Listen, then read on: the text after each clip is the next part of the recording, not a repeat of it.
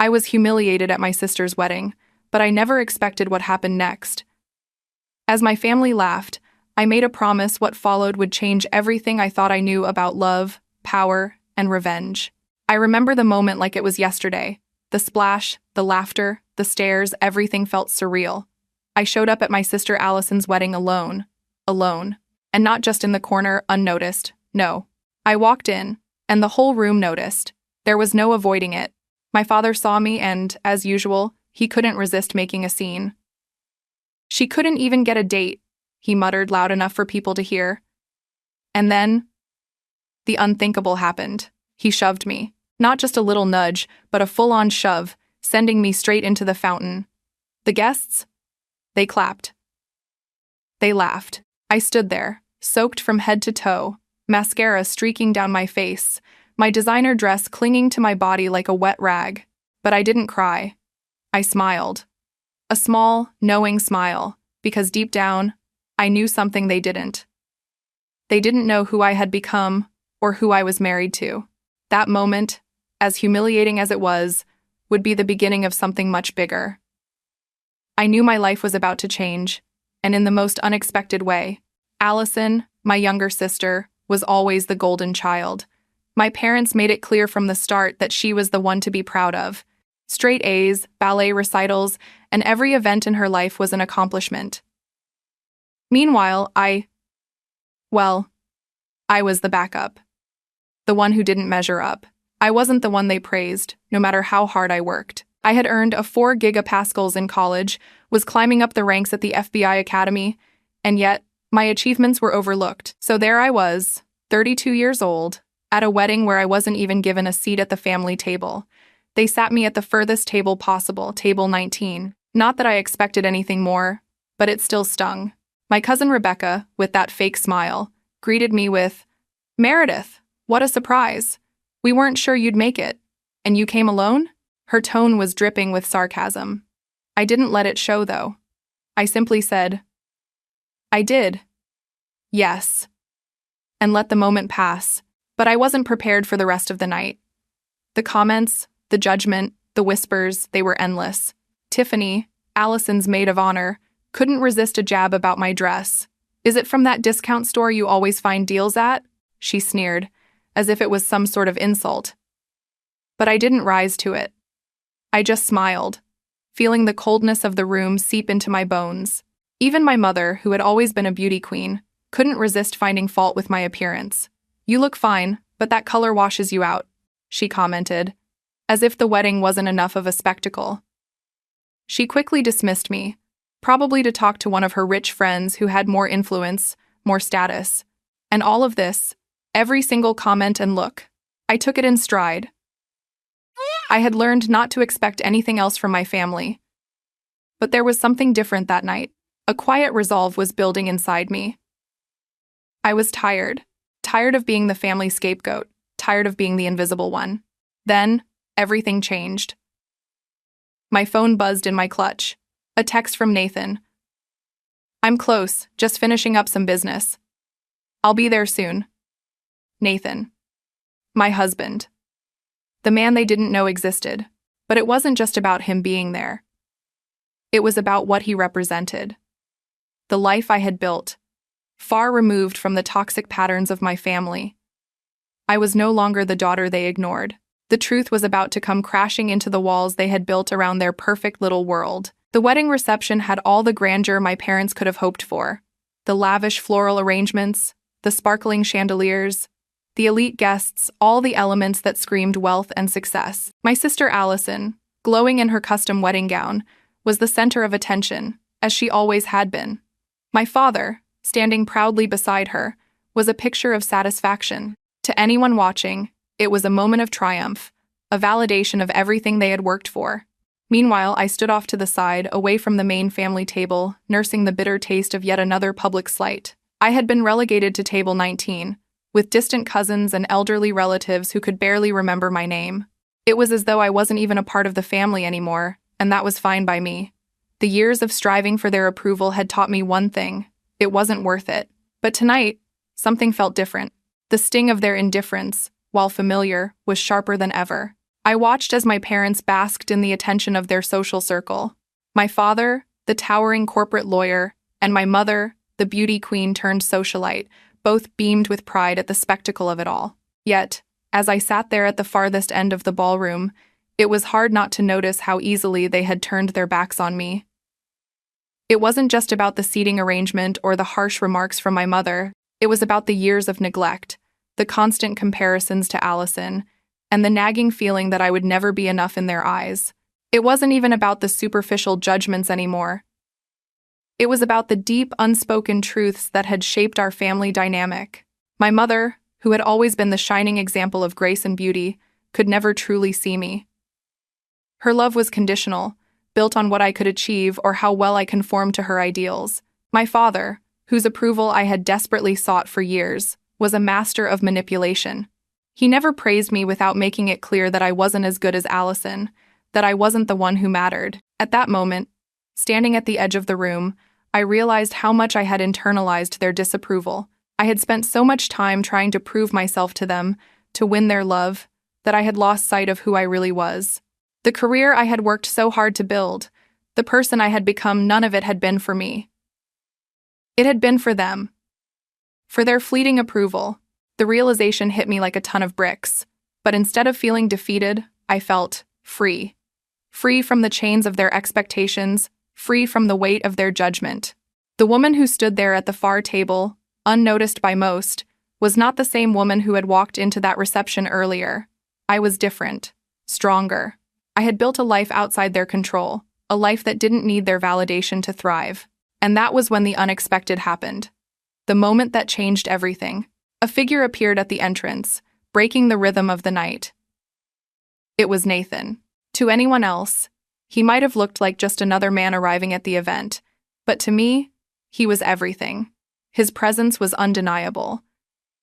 The room seemed to still as he walked through the door. He wasn't just some man from my past or some random date. Nathan Reed was someone who had seen me for who I truly was, not the flawed, overlooked daughter of Robert and Patricia Campbell, but the woman who had earned respect, built a successful career, and found love. A love that had nothing to do with appearances or societal expectations. Nathan didn't care about my family's opinion of me. He cared about me, the real me. The one they had tried so hard to suppress. As he walked in, I felt a surge of pride. The way people turned their heads, the way the room fell silent as he made his entrance, it was as if everything was shifting. And I had no intention of backing down. My mother, who had once seemed so confident, so secure in her social standing, was suddenly flustered. I could see the confusion in her eyes as she watched Nathan approach. This was not the man she expected. This was not some underachieving date she could dismiss. Nathan wasn't just wealthy, he was a force in his own right. A tech entrepreneur whose company, Reed Technologies, had become a global security powerhouse. A man who had built something from the ground up. A man who could have chosen anyone to be by his side. And yet he had chosen me. Nathan wasn't just a businessman. He was my partner, my equal, and someone who had stood by me through thick and thin. He had been there during the quiet moments, the stressful days, the times when I doubted myself. He had never once made me feel less than enough. He saw my worth when I couldn't see it myself, and now, as he walked through that ballroom, I knew that the narrative my family had created about me was about to be rewritten. The whispers started. They were subtle at first, almost imperceptible, but soon they grew louder. It was as if the entire room had been holding its breath, waiting for something to happen. And something did. Nathan reached me with the calm confidence that had always been his trademark. The way he looked at me, with those piercing blue eyes, made everything else fade away. The smirk he offered, a private gesture between us, was the smile I had come to rely on. The smile that told me everything would be okay. "Meredith," Nathan said, his voice cutting through the murmur of the crowd. He took my hand, his touch gentle but firm, a reminder of the life we had built together. "I'm sorry I'm late," he added. But I didn't need an apology. His presence was all that mattered. My family, still in shock, watched as Nathan and I stood together, his hand on my back in a protective gesture. My mother, still in her perfect gown, stood frozen in place, trying to reconcile the image of me they had crafted with the reality standing before them. Nathan wasn't just my husband. He was a man who commanded respect, a man whose success couldn't be denied. And the look on my father's face when he realized who Nathan was, well, it was priceless. For the first time in my life, I saw my father struggle to maintain his composure. "Meredith," he said, his voice shaking slightly, "you've never mentioned him. You've never mentioned any of this." There was a hint of disbelief in his tone, a question that was never really meant to be answered. It wasn't about Nathan. It wasn't about the life I had built. It was about his ego, his need to be in control. He had always wanted to be the one to dictate the narrative. But not anymore. Nathan, ever calm, ever collected, didn't flinch.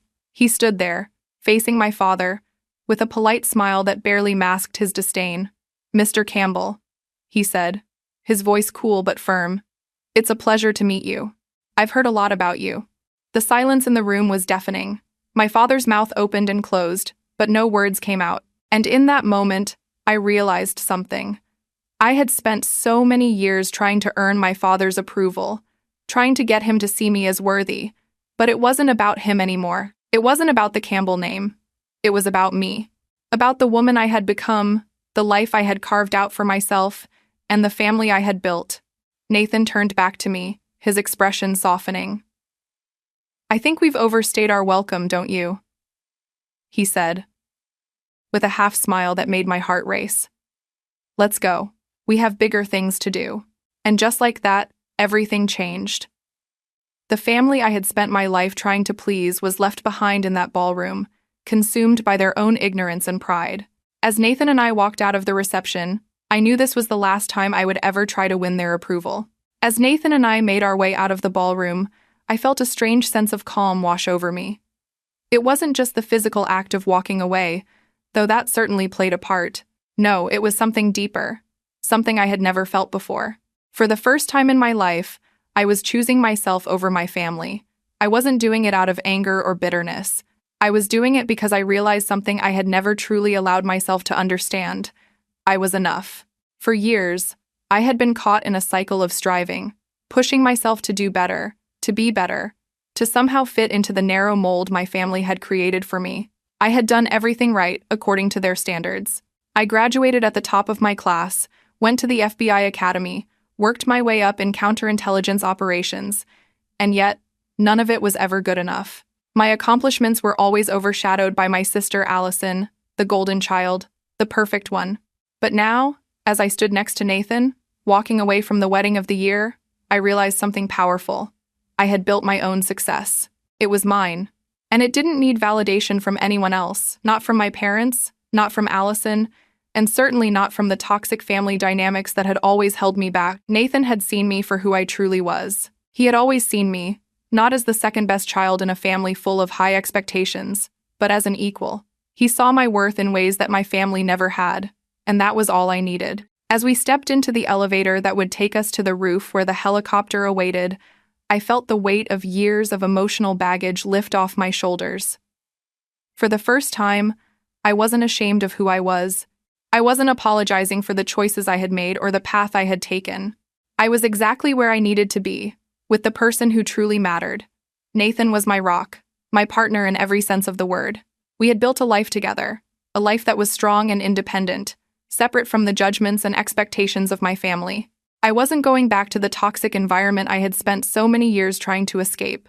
I wasn't going to let my father's harsh words or my mother's disapproval dictate my worth anymore. I was moving forward, with Nathan by my side, and that was all that mattered. When we reached the rooftop helipad, the cool night air hit my face, and I felt a sense of freedom I hadn't known in years. The helicopter blades whirred to life, and as we climbed into the sleek, black aircraft, I couldn't help but smile. The world below seemed so far away, so insignificant compared to the clarity I felt in this moment. I had left behind the family that had never truly understood me. I had left behind the hurt, the constant comparisons, the never-ending quest for approval, and in its place was something much more valuable: peace. We flew through the night, the city of Boston sprawling beneath us, its lights twinkling like stars in the distance. As the helicopter soared through the air, I let out a deep breath, feeling the last remnants of tension leave my body. For the first time, I wasn't looking back. I wasn't looking for approval. I wasn't waiting for someone to tell me I was good enough. I had already figured that out for myself. Nathan turned to me, his face illuminated by the soft glow of the helicopter's interior lights. "Are you okay?" he asked, his voice low and comforting. I nodded, my eyes locked with his. "Better than okay," I said, and I meant it. I had spent so many years trying to fit into a mold that was never meant for me. But now, I had finally broken free, and for the first time in my life, I felt like I was truly living. As we neared our destination, I knew the night wasn't over. There would be challenges ahead. There always were. But for the first time, I felt ready to face them head-on. With Nathan by my side, I could do anything, and that was a powerful realization. We landed at our penthouse, the city skyline sprawling before us. Nathan was right, this wasn't how I'd envisioned introducing him to my family, but it had happened, and the consequences were still settling in. But none of that mattered. What mattered was that I had chosen my own path. I had chosen to take control of my life, to stop letting the toxicity of my family define who I was. I looked around the penthouse, taking in the sleek, modern design that Nathan and I had created together. It wasn't just a place to live, it was a reflection of who we were. It was ours. A space where we could be ourselves, without the weight of external expectations. And that was worth more than anything my family could offer. We settled into the evening, a quiet night ahead of us, just the two of us. But even in the silence, I felt a profound shift. There was no need for words. Nathan and I were on the same wavelength, completely in sync with each other. He didn't need to tell me that everything would be okay. I knew it already. With him, it always would be.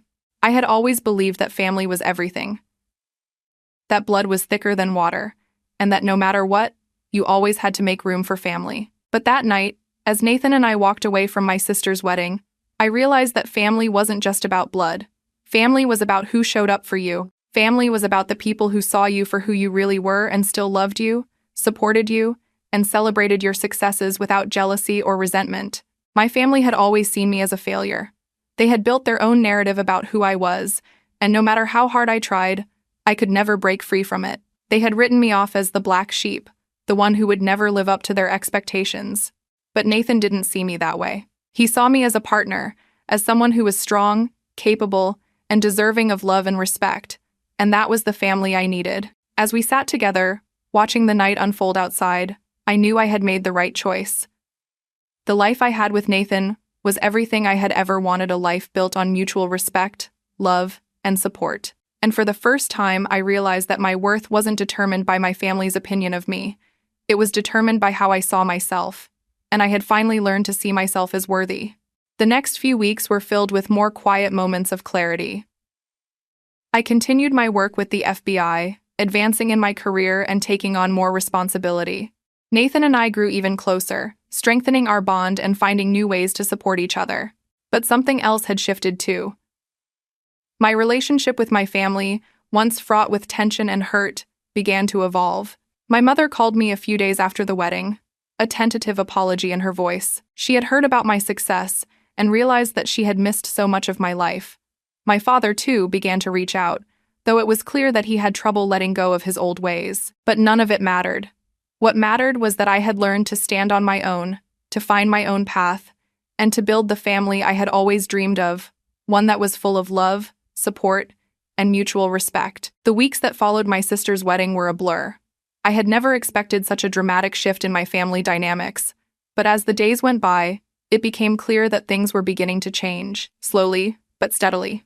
My parents, for the first time, started to acknowledge me not as the daughter who had failed to live up to their expectations, but as the woman I had become. It was a small thing, really.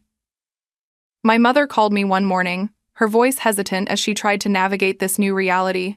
She had left a voicemail the day after the wedding, and I hadn't expected to hear from her again so soon. When I finally called her back, there was a marked difference in her tone. She didn't sound as critical, as dismissive as she usually did. Instead, she seemed almost unsure of herself, trying to find her footing in a new, uncertain relationship with me. "I've been thinking about our conversation," she said carefully, the words slow and measured. "About how things went at the wedding. Your father and I. We've been thinking about it too. And I want to apologize, Meredith. For what happened. For the way we've treated you." At first, I didn't know how to respond. An apology from my mother was a rare occurrence, and it wasn't something I had ever expected to hear. But as she continued, the sincerity in her voice was hard to ignore. "I know we've been hard on you," she said, the words coming out with an honesty I hadn't heard before. "You've always been there, doing everything right, and yet we always put Allison first. I see that now, and I'm sorry for it. I never meant to hurt you. I guess I didn't know how to see you for who you really are."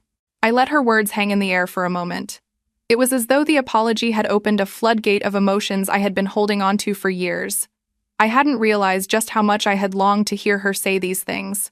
For years I had worked so hard, striving to be someone worthy of their approval. And here, at last, was the moment I had never thought would come, my mother acknowledging that she had been wrong. "I appreciate you saying that," I replied, my voice steady despite the emotions swirling inside me. "It's been a long time coming, but it means a lot to me that you're finally seeing me for who I really am. I need to tell you, though, that I'm not the person you've always wanted me to be. I'm not that daughter anymore, the one who needed your approval. I've found my own way, and I've found peace in doing so." She didn't interrupt me, and for once, I felt like she was truly listening. The phone call lasted only a few minutes longer, but it was enough. Enough to break the cycle. Enough to acknowledge the damage done and the progress that could still be made. It wasn't a magical fix, and I wasn't suddenly filled with warmth toward her, but it was a start, and that was more than I had ever received before. As I hung up the phone, I felt a weight lift off my chest. It wasn't as if everything was suddenly perfect, far from it. There was still a long road ahead, but I realized that for the first time, I wasn't doing this for my parents. I wasn't seeking their approval. I was doing this for myself, for my own peace of mind, and for the boundaries I had put in place to protect myself. Nathan, of course, was right there beside me through it all. His unwavering support had been a constant since that night at the wedding. He never asked for anything in return. He never judged me for my past or my family's actions. He simply accepted me for who I was and always had been, flaws, mistakes, and all. And that was what I had needed all along. The more I thought about it, the more I realized how much Nathan had taught me about setting boundaries. He was an expert at it, having built his own empire without letting anyone dictate his decisions or his life. In our relationship, there was a balance, a respect for each other's individuality. He never made me feel like I had to choose between him and my family. He simply respected my need for space, my need for distance, and never pressured me to conform to any version of myself that wasn't authentic. It wasn't just with him, either. As I navigated the weeks following the wedding, I realized how much I had been neglecting myself in favor of my family's needs. I had spent so much of my life trying to please them, trying to be the daughter they wanted me to be, that I had completely forgotten who I was in the process. I had allowed their expectations to shape my identity, my goals, and my self-worth. But now, I was learning to put myself first. I was learning that setting boundaries wasn't selfish. It was necessary. It was about protecting my mental and emotional health, about ensuring that the people who were part of my life treated me with the respect I deserved. The changes didn't happen overnight. They couldn't. It was a slow, gradual process. But as I started to set these boundaries, I began to notice shifts. Small at first, but noticeable. My parents began to respect my space. They no longer expected me to drop everything for their demands. My sister Allison, for the first time, seemed to recognize that I wasn't going to play the role of the invisible sister anymore. There were still challenges ahead, of course. My father's temper didn't magically disappear. My mother's criticisms were still there, lurking just beneath the surface. But I was different now. I had learned to stand up for myself, to push back against the things that had hurt me for so long. I had learned to protect myself, even when it meant walking away from the toxic dynamics of my family. And most importantly, I had learned that I didn't need to carry their weight anymore.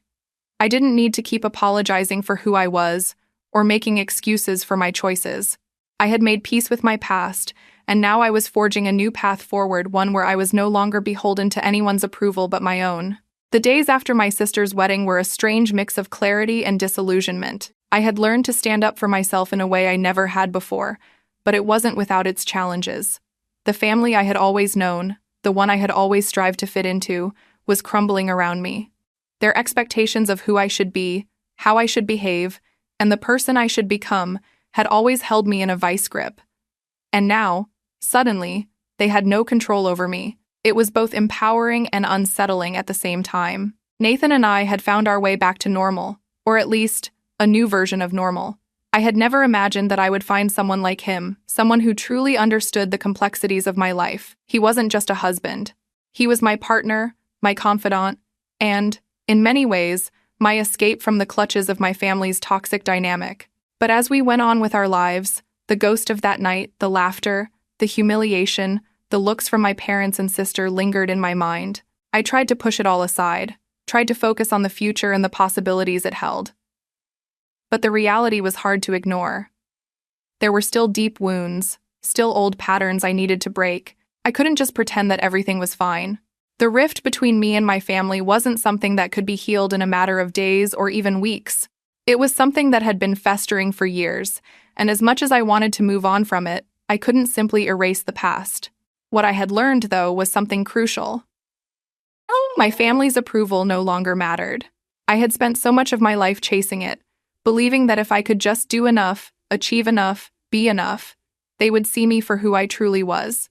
But in that moment, as I stood outside the ballroom, drenched and humiliated, I realized that the person I had been trying to impress wasn't even the person I needed to be. I wasn't seeking their validation anymore. I had found my own sense of worth. I had learned to see myself, not through their eyes, but through my own. And that, in itself, was liberating. But it wasn't easy. Letting go of years of ingrained patterns, of the need to conform, of the desire to be accepted, these were the things that kept pulling me back. Nathan was always there, quietly supportive, never pushing me to fix things with my family. He understood, perhaps better than anyone, that true healing came from within. He didn't ask for explanations or demand that I cut ties with them. He simply let me be. And in doing so, he gave me the freedom to make my own choices. The first time I saw my father after the wedding, I was surprised by how small he looked. There was no grand confrontation, no dramatic showdown. Instead, it was a simple phone call. He wanted to talk.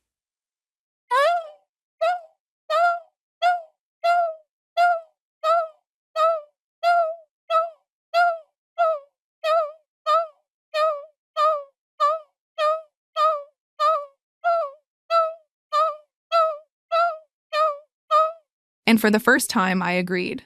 When I arrived at the restaurant where we had agreed to meet, he was already seated, staring down at the menu as if it held the answers to some unspoken question. I took a seat across from him, unsure of what to expect. There was no apology in his eyes, no acknowledgement of what had happened at the wedding. But there was something else, something I hadn't seen in him before. Vulnerability. "I've been thinking a lot about what happened," he began, his voice unsteady. "I don't know if I've ever really told you this, but I'm proud of you. I've always been proud of you, even if I didn't show it. It is a light for yous and my siem to test eyes." I blinked in surprise. My father, admitting to pride? It was a rare moment of honesty that took me off guard. But I didn't let my guard down. Not yet. Not after everything. "I appreciate that," I said carefully, choosing my words with caution. "But you don't get to decide when I'm good enough. I've spent my whole life trying to make you proud, trying to be what you wanted me to be. But it's never been enough. And I've realized that I can't keep doing that. I can't keep fighting for your approval if you're not willing to see me for who I am." The silence that followed was heavy, thick with the weight of unspoken truths. For a moment, I thought he might get angry, might try to defend himself, but he didn't. He simply sat there, staring at me as if he was seeing me for the first time. "I know I've made mistakes," he said slowly. "And I know I haven't always been the father you needed me to be. I don't know how to fix things, but I want to try." The words didn't come easy for him, and I knew they were the closest thing to an apology I would ever get. But that was enough. It wasn't about perfection. It wasn't about suddenly becoming the father I had always dreamed of. It was about acknowledging the past, accepting the hurt, and being willing to move forward. "I don't know if things can ever go back to the way they were," I said quietly, feeling the weight of the years between us. "But I'm willing to try. For me. Not for you. For me." He nodded, a silent understanding passing between us. I didn't know what our relationship would look like moving forward. It wouldn't be easy. And it certainly wouldn't be perfect. But for the first time, I felt like there was a chance for something different. A chance for a relationship built on mutual respect, not manipulation or unspoken expectations. As I left the restaurant that day, I felt a strange sense of closure. It wasn't the kind of closure I had expected, nor the one I had imagined, but it was a step in the right direction. I had finally taken control of my own narrative. I had stopped allowing my family to define who I was. I had stopped apologizing for my existence, and that was the most empowering decision I had ever made. Nathan was waiting for me when I got home, his presence a steady reminder that I had built a life with someone who truly cared about me. We didn't need the validation of others to know we were enough. Our life together was enough. And in that moment, I realized that I had everything I needed. For weeks after my unexpected meeting with my father, I felt the heavy weight of reflection pressing on me. Every memory seemed to resurface the countless times I had been pushed to the sidelines, the way my accomplishments had been diminished, the humiliations both subtle and loud. But this time, instead of crumbling under their weight, I began to analyze them, piece by piece. What had it all really been about? It wasn't about me. Not truly. It had never been about my failures or shortcomings, because I wasn't failing. I had been thriving. I had been building my own life, my own career, my own sense of self-worth. No, the cruelty, the comparisons, the constant belittling had been about control, about maintaining a hierarchy where Allison was the shining jewel and I was the convenient foil, the contrast that made her shine brighter. It was a system, a cycle, one I had unknowingly participated in for years.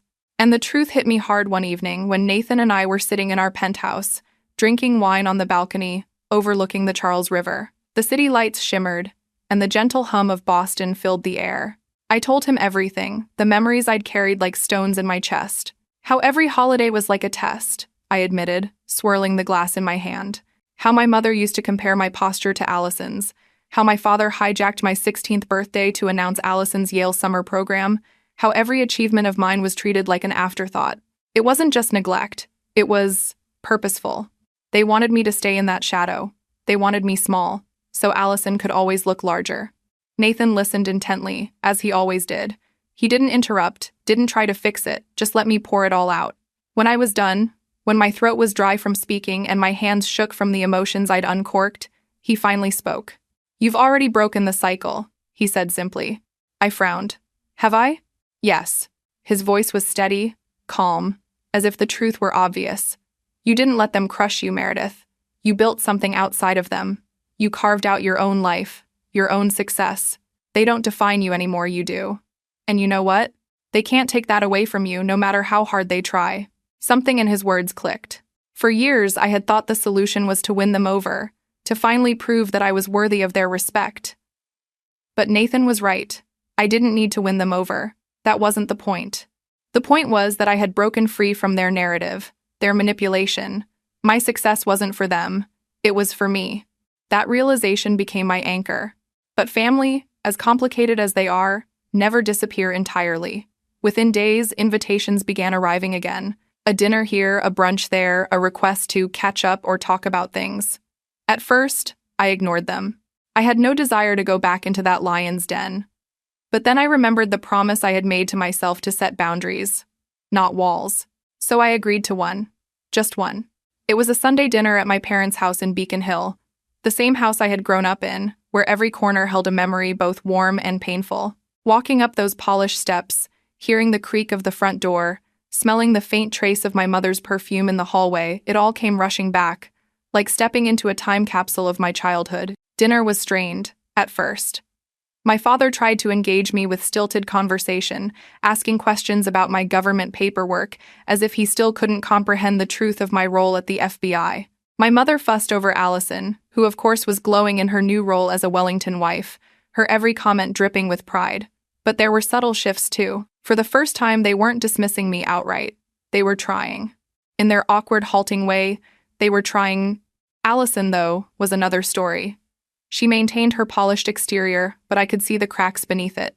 The insecurity in her eyes when Nathan's name came up, the way she shifted uncomfortably when my mother dared to acknowledge my career in even the smallest way. She was no longer the undisputed star. For the first time, she had to share the stage. It was both uncomfortable and strangely satisfying. The biggest surprise, however, came from someone I least expected, Emma. Emma, the step-cousin of Bradford, Allison's husband, had been the one person who showed me kindness during the wedding chaos. She had lent me her support, walked me to the valet, and offered me a dress when I was drenched and humiliated. At the time, I thought it was just a fleeting act of kindness from someone on the periphery of my family, but Emma proved to be much more than that. She reached out after the wedding. At first, just a text, casual, lighthearted, supportive. Then coffee invitations. Then more genuine conversations. A real one. With Emma, I didn't have to explain myself. She understood what it was like to be the outlier in a family obsessed with image and status. She understood the exhaustion of constantly being compared, the frustration of never being enough. With her, I could laugh about the absurdity of it all. For the first time, I realized that I wasn't alone in this. Emma became the sister I never really had. But Allison? She was still a thorn. A few weeks later, she asked to speak with me privately. It happened after another family dinner, in the old garden where we had once played as children. The air was crisp, the Boston fall settling in, and there was a silence between us that felt heavier than the season itself. I didn't know, she said finally, her voice quieter than I'd ever heard it. About your job, your marriage, all of it. I didn't know. You never asked, I replied softly. It wasn't an accusation, not exactly. Just the truth.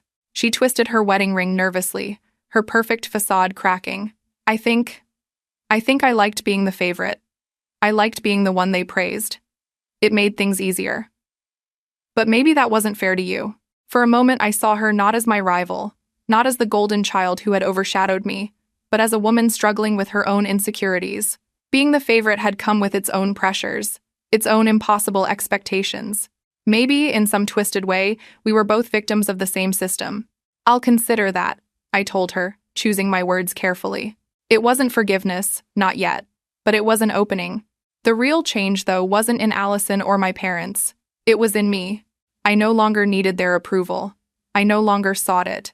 I could attend these dinners, hear their half-hearted compliments or subtle digs, and feel nothing. Their opinions no longer held power over me.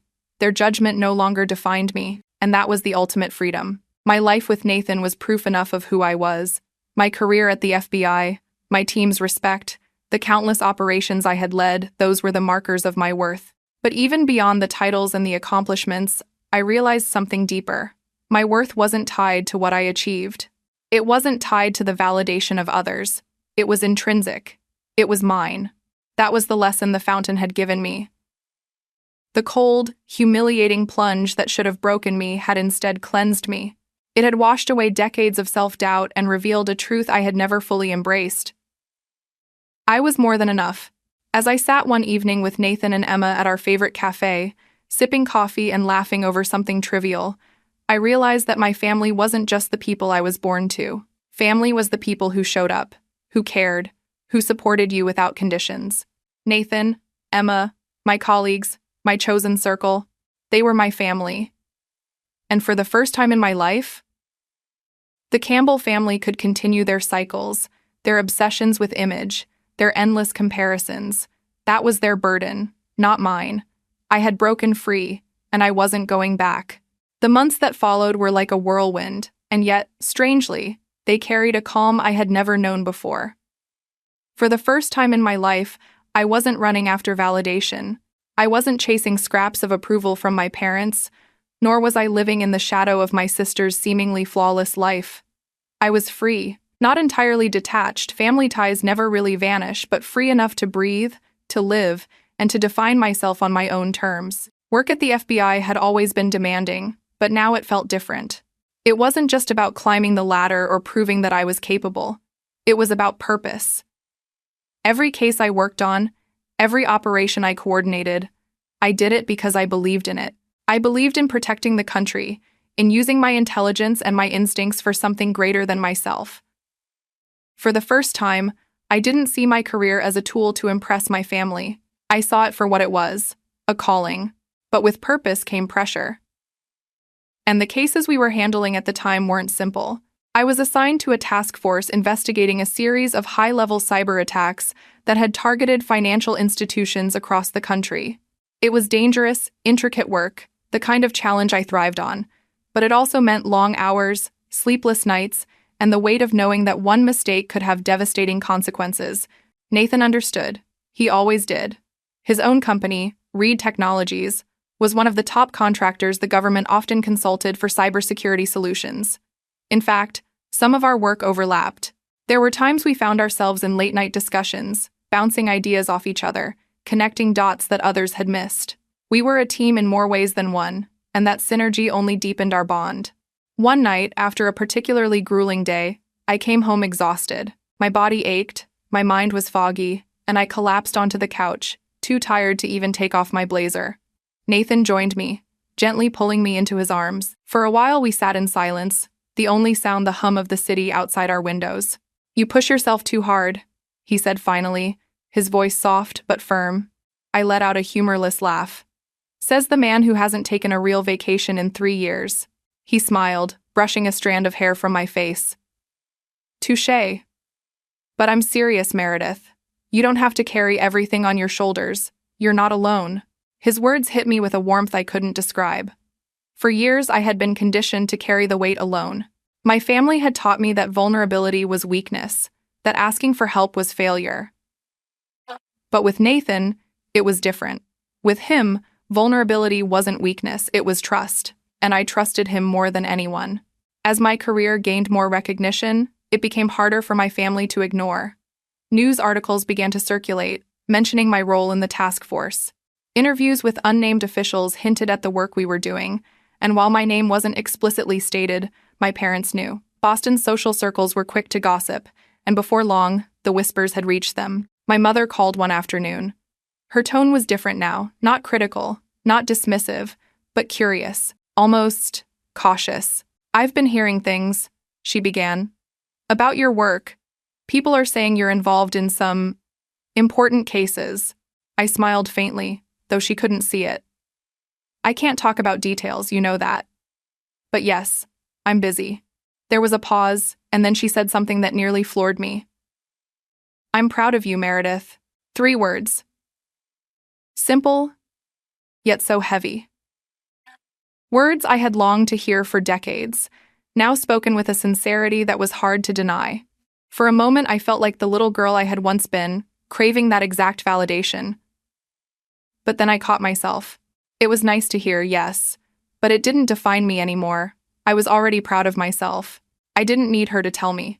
Still, the gesture mattered. It was a step, and I accepted it for what it was. Allison, however, was not adjusting as well. Her life, once the epitome of perfection, was beginning to show cracks. Bradford, her husband, had made some questionable business deals that were coming under scrutiny. The glossy facade of their marriage was thinning, and beneath it, there was tension. At family gatherings, I noticed her forced smile, the way her laughter rang hollow, the way she avoided eye contact whenever someone mentioned my name. One evening, after a particularly awkward dinner where my parents had openly praised me, something Allison wasn't used to, she pulled me aside. Her tone was sharp, her words laced with bitterness. "You think you've won, don't you?" she hissed. "You think you're finally the favorite." I looked at her, genuinely taken aback. "This isn't a competition, Allison. It never was. At least, not for me." She scoffed, her eyes flashing. "It's always been a competition. You just didn't realize it. And now, you're basking in the spotlight while everything I've worked for is falling apart." There pamticated the fame out of the quartet in has proftenietas. For the first time, I saw her not as the golden child, not as my rival, but as a woman unraveling under the weight of her own choices. I felt a pang of sympathy, but I also knew I couldn't let her pull me back into that toxic dynamic. "I don't want your spotlight, Allison," I said gently but firmly. I never did. "I just want to live my life. And you should too. Whatever's happening with you, it's not about me. It's about you. Figure it out." She glared at me for a long moment before storming off, and as I watched her go, I felt a strange mix of emotions, sadness, relief, and a deep sense of finality. I couldn't save her. I couldn't fix the dynamic we'd grown up in. but I could choose not to let it define me anymore. As my family's drama unfolded, I found myself more and more immersed in my work. The cyber attack case grew in scope, uncovering links to international networks and political agendas. It wasn't just about stolen money or data anymore, it was about national security, and I was at the center of it. There were nights I barely slept, poring over files, analyzing data, chasing leads, but the exhaustion was tempered by a sense of fulfillment I had never known before. I was doing something that mattered, something bigger than family politics, bigger than social standing. I was protecting lives. Nathan, ever my anchor, reminded me to balance. He pulled me away from my desk when I forgot to eat, coaxed me into walks when I needed fresh air, and reminded me, constantly, that I wasn't defined by my work any more than I was defined by my family. "You're more than what you do," he said one evening as we watched the city lights flicker. "You're more than your job, more than their approval. You're you. And that's enough." And for once I believed it. The story of my life had always been written in the margins of others. My parents, my sister, their expectations, their judgments. But now, I was writing my own chapters, and they were filled with resilience, love, and purpose. Family dinners were still complicated, but I no longer entered them as the insecure, overlooked daughter. I walked in as myself, confident and unshaken. Allison's resentment, my parents' awkward attempts at connection, the whispers of Boston society, none of it mattered anymore. I had my life, my career, my chosen family, and that was all I needed. As Nathan and I planned a rare vacation, our first in years, I realized that the fountain at Allison's wedding, the humiliation that had once felt unbearable, had been the catalyst for everything. It had forced me to see the truth, to shed the weight of old wounds, and to embrace the life I had built. A life that was mine, and mine alone. Just when I thought I had finally broken free, life reminded me that the past has a way of finding its way back to you. It doesn't matter how far you run, how high you climb, or how many walls you build, family has a way of pulling you back in, especially when everything begins to fall apart. The call came late one evening. I had just wrapped up a long day at the FBI offices, my eyes burning from hours of screen time, my body craving nothing more than a hot shower and some rest.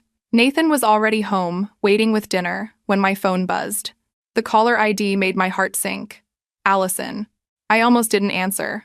Every instinct told me to let it ring, to protect the peace I had fought so hard to claim. But something deep inside whispered otherwise. Against my better judgment, I picked up. Her voice was shaky, broken in a way I had never heard before. "Meredith, I need help." 2 words I never expected from her. I need. Allison never needed anyone. She was always the golden child, the one who had it all together, the one who could do no wrong. For her to admit need, especially to me, meant something was very, very wrong. "What happened?" I asked cautiously. My tone calm though, my pulse quickened. "It's Bradford," she whispered. "He's been arrested. There are charges. Fraud, embezzlement, things I don't even understand. I don't know what to do. The press is everywhere. Mom and Dad are panicking. I can't breathe, Meredith." I closed my eyes, exhaling slowly. Of course.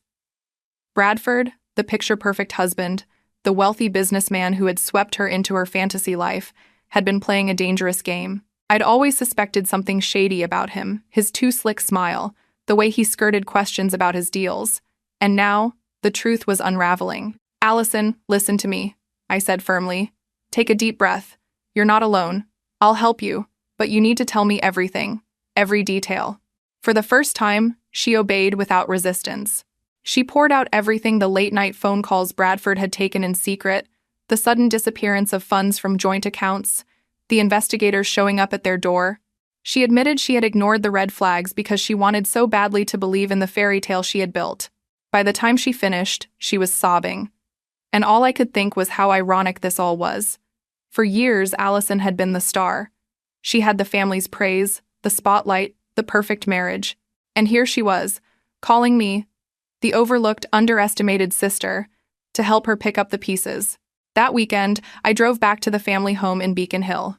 The house looked the same, pristine, polished, immaculate, but inside, it was chaos. Reporters hovered outside the gates, their voices carrying through the street. My mother sat in the living room, pale and shaken, her usual grace replaced by visible cracks of panic. My father, usually the stoic patriarch, was pacing, his phone glued to his ear as he barked orders to lawyers. And Allison? She was curled up on the couch, a blanket wrapped around her shoulders, her face streaked with mascara. She looked nothing like the flawless sister I had known all my life. She looked human, vulnerable. When I walked in, every eye turned to me. For once, I wasn't invisible. For once, they weren't dismissing me. They were desperate. And I was the only one who could help. "Meredith," my father said, his voice trembling slightly. "We don't know what to do. This is a disaster. The Campbells can't be associated with scandal. Your sister's reputation, our reputation, is at stake." I looked at him coldly. "This isn't about reputation, Dad. This is about the law. And whether you like it or not, Bradford is in serious trouble. If half of what Allison told me is true, this goes deeper than you think." He flinched, as though I had struck him. My mother's eyes filled with tears. "Can't you do something? Pull some strings? Make this go away?" I almost laughed. The arrogance was unbelievable. For decades, they had dismissed me, belittled my choices, mocked my career, and now, when the golden son-in-law turned out to be a fraud, they expected me to clean it up. "No," I said firmly. "I can't make it go away, and I wouldn't, even if I could. The law doesn't bend for convenience, not even for us. What I can do is help Allison navigate this, but it won't be pretty, and it won't be easy." Allison looked at me then, her eyes swollen but searching mine with something I had never seen before. Trust. Genuine, desperate trust. "Please," she whispered. I don't know who else to turn to. Over the next few days, I stayed close to Allison. We met with lawyers, sifted through documents, and pieced together the mess Bradford had left behind. The picture was uglier than I imagined. Offshore accounts, shell companies, false promises to investors, it was all there, a tangled web of lies. At one point, Allison broke down completely. How could I have been so blind? How could I not see it? I placed a hand on hers. "Because you wanted to believe, Allison. You wanted the fairy tale so badly that you ignored the warning signs. We all do it, in some way. Don't blame yourself for loving someone who wasn't who he said he was." She cried harder then, and I let her. I didn't judge her. I didn't gloat. For the first time, I wasn't her rival. I was her sister. And oddly enough, I felt closer to her in those moments of vulnerability than I ever had during our entire childhood. But not everyone in the family was handling it the same way. My father grew increasingly bitter, blaming Allison for choosing poorly, blaming me for not doing enough, blaming anyone but himself. My mother oscillated between panic and denial, hosting luncheons as if pretending nothing was wrong would make it true. And that was when I realized something. This wasn't just about Bradford. This was about the entire Campbell facade cracking. For years, we had been the picture-perfect family. Wealthy, polished, untouchable. But behind closed doors, we were fractured, toxic, divided. Bradford's scandal was just the match that lit the fire. Through it all, Nathan stood by me. He didn't involve himself directly, it wasn't his battle, but he supported me in every way he could. He reminded me to rest, made sure I ate and listened when the weight of it all threatened to crush me. One evening, as I recounted the latest developments, he said something that stuck with me. "You're not just helping Allison, Meredith. You're proving something to yourself. That you're not the girl they laughed at by the fountain. You're the woman who rises when everything else falls apart." And he was right. For years, I had felt like the shadow, the outsider. But now, in the midst of chaos, I was the steady one. I was the one holding things together. And it wasn't because I needed their approval anymore. It was because I finally knew my own worth.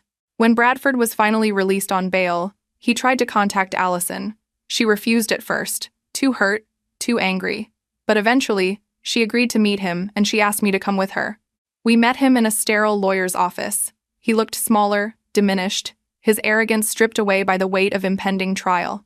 He tried to explain himself, to charm his way back into Allison's good graces, but it was pathetic. "Allison, you have to believe me," he pleaded. "It's not what it looks like. I was trying to build something for us, for our future." I cut him off coldly. "Stop lying, Bradford. We've seen the evidence. You didn't do this for Allison.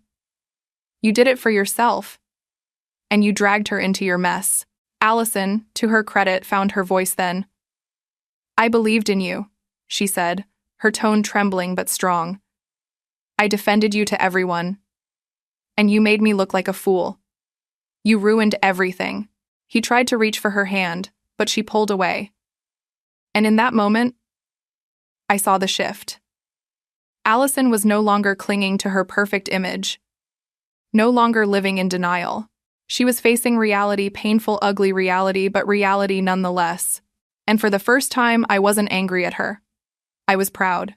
The scandal dragged on for months, but through it all, Allison leaned on me. Slowly, she began to rebuild. She moved out of the Beacon Hill mansion she had shared with Bradford, rented a small apartment, and started working again. She wasn't the flawless golden child anymore, but she was real, and that made her more human than she had ever been in my eyes. As for me, I realized something profound. Sometimes, breaking free from the past isn't about cutting ties completely. Sometimes, it's about redefining them. My relationship with Allison was no longer about competition or comparison. It was about survival, resilience, and learning to see each other as equals. The Campbell family would never be perfect. My parents would always have their flaws, their obsession with appearances, their blind spots. But I wasn't the powerless daughter anymore. I was the one who had found her strength, her voice, her worth. And no scandal, no humiliation, no family drama could ever take that away. Life has a strange way of testing you just when you think you've found your balance. For months, I had been juggling the fallout of Allison's scandal, the cautious rebuilding of fragile family ties, and the demanding pace of my FBI career. It wasn't easy, but I was managing, until the day the two worlds I had fought so hard to keep separate suddenly collided and threatened to unravel everything. The cyber attack case I had been leading had grown larger, darker, and far more dangerous than any of us initially realized. What started as a string of financial breaches had now been linked to an international crime syndicate with ties that stretched from Eastern Europe to Wall Street. It wasn't just about stolen money anymore, it was about leverage, blackmail, and political power. And to my horror, one of the financial institutions entangled in the case had direct ties to Bradford's collapsed empire. When the connection surfaced, my heart sank. The name Wellington Holdings appeared in the documents. Bradford's investment firm, the very same company whose implosion had thrown Allison into chaos. I stared at the screen in disbelief, the letters blurring as adrenaline coursed through me. This wasn't coincidence. It couldn't be. I knew what it meant. My family, already fragile and fractured, was about to be dragged into something far bigger than a society scandal, something dangerous. The first sign came quietly. One morning, as I left my apartment building with Nathan, I noticed a car parked across the street. Black, tinted windows, engine idling. It wasn't unusual in Boston, but something about it felt wrong. The way it lingered, the way it seemed to move every time I did. Nathan noticed it too. "You've got eyes on you," he murmured as we slipped into our own car. "I know," I replied, my pulse quickening. At work, the pressure intensified. My team uncovered evidence that Wellington Holdings had been used as a front to funnel money through offshore accounts linked to the syndicate. Bradford might have been a fool, but he wasn't working alone. Someone bigger had been pulling the strings. And now, with Bradford awaiting trial, those people were nervous. Nervous enough to watch me. That evening, I got a call I'll never forget. Allison, her voice was frantic, trembling. "Meredith, there was a man outside my building. He followed me from the grocery store. I think I'm being watched." My blood went cold. The syndicate wasn't just watching me. They were watching her. "Allison, listen to me carefully," I said, forcing my voice into the calm, commanding tone I had learned in the field. "Go back inside your apartment, lock the doors, don't talk to anyone, I'm on my way." Canute is accorded. When I arrived at Allison's apartment, Nathan was already there, his contacts having arranged discreet security in record time. He met me at the door, his expression grim. "They're not amateurs," he said quietly. "Whoever's watching her knows what they're doing." Inside, Allison looked pale, her hands shaking as she clutched a glass of water. Seeing her like that, stripped of her usual poise, her world crashing around her again, broke something in me. For years, I had resented her. But in that moment, all I saw was my sister. Vulnerable. Human. "We'll keep you safe," I promised her. "I won't let anything happen to you." But even as I said it, I knew the danger was real. These weren't petty criminals. These were powerful, ruthless people who wouldn't hesitate to silence anyone who threatened them. And by investigating them, by connecting the dots to Bradford's company, I had painted a target on my own back and now on Allison's. My father, of course, reacted as he always did, with anger. When I explained the situation to him, his face turned red, his voice rising with fury. "This is your fault, Meredith. If you had just left well enough alone, none of this would be happening. You and your FBI games have dragged us into danger." I stared at him in disbelief. "You think this is a game? This isn't about me. This is about Bradford's choices, about the criminals he got into bed with. And now Allison is paying the price. Do you really think ignoring it will make it go away?" He glared at me, his jaw tight. "I want you to fix this. Do whatever it takes. But if anything happens to Allison," I cut him off sharply. "Don't you dare put this on me. I'm the one protecting her. I'm the one standing between her and people who would gladly see her disappear. You should be thanking me, not blaming me." The silence that followed was heavy, but for the first time, I didn't shrink under his anger. I met his gaze head-on, unflinching, and in that moment I realized something. I wasn't afraid of him anymore. Not his words, not his judgment, not his disapproval. He could rage all he wanted, but I knew the truth. I was the one holding this family together, not him. Nathan, meanwhile, became my strongest ally in ways I hadn't even anticipated. His company had resources the FBI couldn't always access: private networks, advanced surveillance technology, contacts across the globe. Quietly, without drawing attention, he began weaving his resources into my investigation. Not to take over, but to support me. To give me every possible advantage. One night, as we pored over files in our penthouse office, he leaned back in his chair, studying me. "You know," he said softly, "you've changed." Absolator is a braided shoe bing. I glanced up from the documents, raising an eyebrow. "Changed how?" "You carry yourself differently now, stronger, more certain." The girl who once walked into that wedding alone, humiliated, would never have stood toe-to-toe with her father like you did tonight. But this woman is unstoppable. His words caught me off guard. But I realized he was right. The humiliation at the fountain, the years of neglect, the endless struggle for approval, it had all forged me into something stronger. I wasn't the overlooked daughter anymore. I was a force. Weeks of investigation led to a breakthrough. One of Bradford's former associates agreed to cooperate in exchange for immunity. What he revealed was staggering.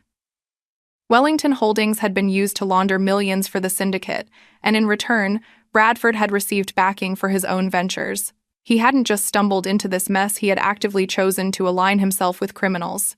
The worst part? Allison's accounts had been tied in, unknowingly. Her name, her finances, her signature, all used without her understanding, which meant she wasn't just a victim of Bradford's lies. She was now a liability to the syndicate. That night, I sat with Allison in her apartment, explaining everything.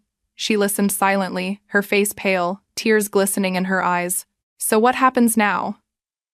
she whispered. "Now," I said firmly, "we fight back. But you have to be strong, stronger than you've ever been, because they will try to break you, they will try to scare you. But you're not alone anymore. I'm here, and I'm not going anywhere."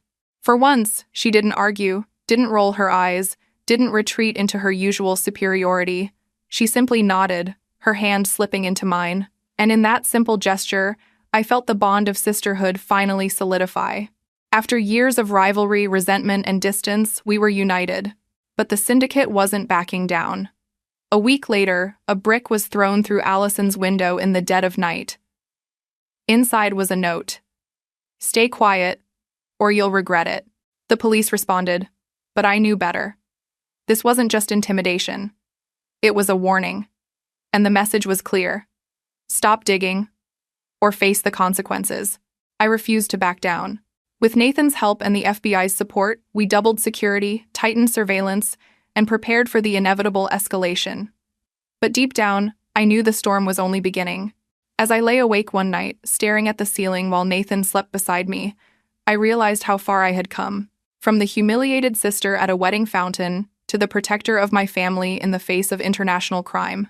Life had forced me to shed the skin of self-doubt and step into a role I never thought I was capable of. And yet, even in the chaos, I felt a strange sense of peace. Because I finally knew who I was. Not the daughter my parents tried to mold, not the rival Allison tried to outshine, not the shadow of Bradford's lies. I was Meredith Campbell, and I was stronger than all of them combined. The night everything came to a head began like any other quiet, tense, deceptively normal. But deep down, I knew it was only a matter of time before the storm broke. The syndicate had been circling us for weeks, sending subtle threats, watching from the shadows, probing for weaknesses. We had fortified ourselves with every resource possible, the FBI, Nathan's tech empire, private security, but no wall is ever unbreakable. And that night, they tested mine. It started with a phone call. Allison's voice, frantic, panicked. "Meredith, they're here. Someone's outside my building. I heard them on the fire escape. I think they're trying to get in." My blood ran cold. I was already halfway out the door before the call ended. Nathan, without hesitation, grabbed his coat and followed. There was no debate, no hesitation. Protecting Allison had become our mission. The streets were eerily quiet as we sped through Boston, the city lights blurring past. My mind raced, calculating possibilities, running through tactical plans. I had been trained for scenarios like this, but it was different when it was personal. This wasn't just a mission. This was my sister's life. When we arrived, the building was dark, the street strangely deserted, too deserted. My instincts screamed trap. I motioned for Nathan to stay low as we approached. Inside, the lobby was empty, the silence thick with danger. "Allison!" I called, my voice sharp, cutting through the air. From above, a muffled cry, "Meredith!" I bolted up the stairs, heart pounding, adrenaline coursing through me. And that's when I saw them, two men, masked, standing outside Allison's apartment door with crowbars in hand. They turned when they saw me, surprise flickering in their eyes. But surprise wasn't enough to save them. Years of FBI training surged through me. I moved fast, striking one with a precise blow to the arm, sending the crowbar clattering. Nathan was right behind me, taking down the other with a strength that reminded me he was more than just a tech genius. Within moments, the hallway was chaos, fists flying, bodies crashing against the walls. It wasn't clean, it wasn't perfect, but it was enough. By the time it was over, both men were restrained, groaning on the floor, and Allison, pale, trembling, stood in the doorway, tears streaming down her face. "You came," she whispered, her voice breaking. "Of course I came," I said, pulling her into my arms. "I'll always come." The men we captured weren't low-level thugs. They were professionals, operatives hired to send a message. But when the FBI interrogated them, what they revealed was bigger than anyone expected. The syndicate wasn't just targeting Allison to scare me. They wanted me off the case because I had gotten too close. The cyber attacks, the financial laundering, the offshore accounts, it all tied back to a single mastermind. A man whose name had surfaced in whispers but had never been confirmed, until now. Anton Volkov. The name sent a chill down my spine. Volkov was a ghost in the underworld, a Russian financier turned criminal kingpin, known for operating in the shadows of global markets. He was ruthless, untouchable, protected by layers of intermediaries, and somehow, Bradford's company had been just one of his many tools. It all made sense now. Bradford hadn't been the architect. He had been a pawn. And when pawns fall, the king protects his board. Volkov wanted me silenced before I could expose the full operation. But he had made one mistake. He had gone after my family, and that was something I could never forgive. The FBI authorized a full-scale operation to bring Volkov down. Months of intelligence gathering, surveillance, and infiltration had led us to a safe house on the outskirts of the city, a nondescript warehouse that served as his American base of operations. The night of the raid, the air was electric with tension. I stood with my team, gear strapped tight, every muscle coiled with anticipation. Nathan wasn't supposed to be there, but of course he had found a way to be close, monitoring the operation remotely from a secure van nearby. His voice came through my earpiece, calm and steady. "I'll be your eyes on the grid," he said. "You focus on the ground. I'll make sure nothing slips through." The signal came. We moved in. The warehouse loomed like a fortress, its dark windows hiding secrets. We breached the doors in unison, weapons raised, voices shouting commands. Inside, the scene was chaos, armed guards, crates of equipment, computers whirring with stolen data. My team spread out, taking down threats with precision. And then I saw him. Anton Volkov. Tall, imposing, his presence radiating cold authority. He didn't flinch as I approached, weapon trained on him. Instead, he smiled, slow and mocking. "Agent Campbell," he drawled, his accent thick. "I've heard much about you.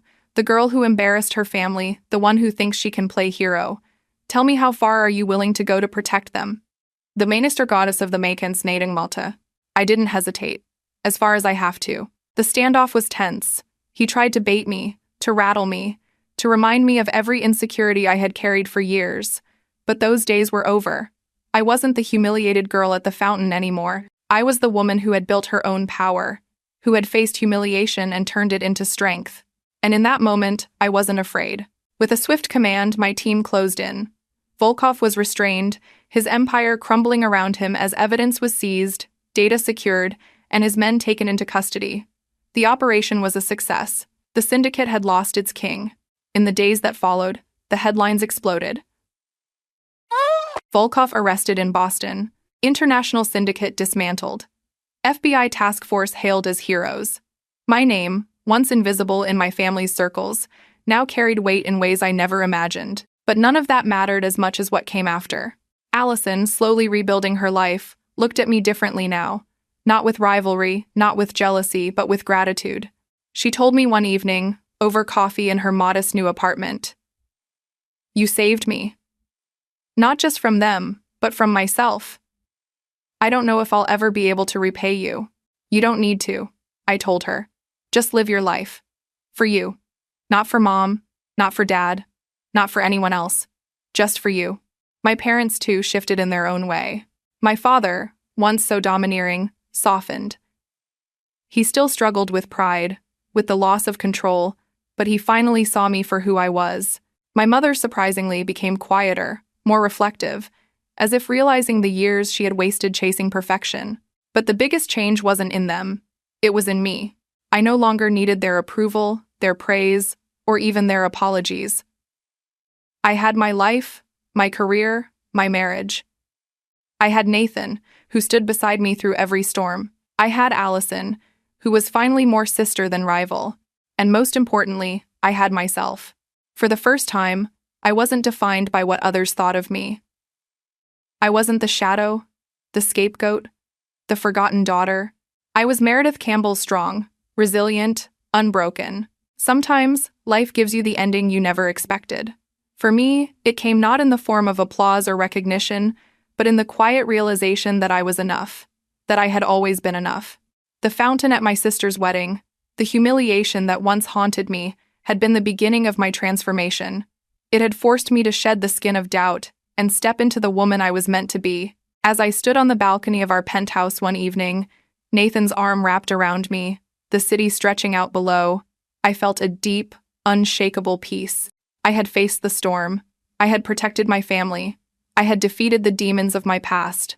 And now, at last, I was free.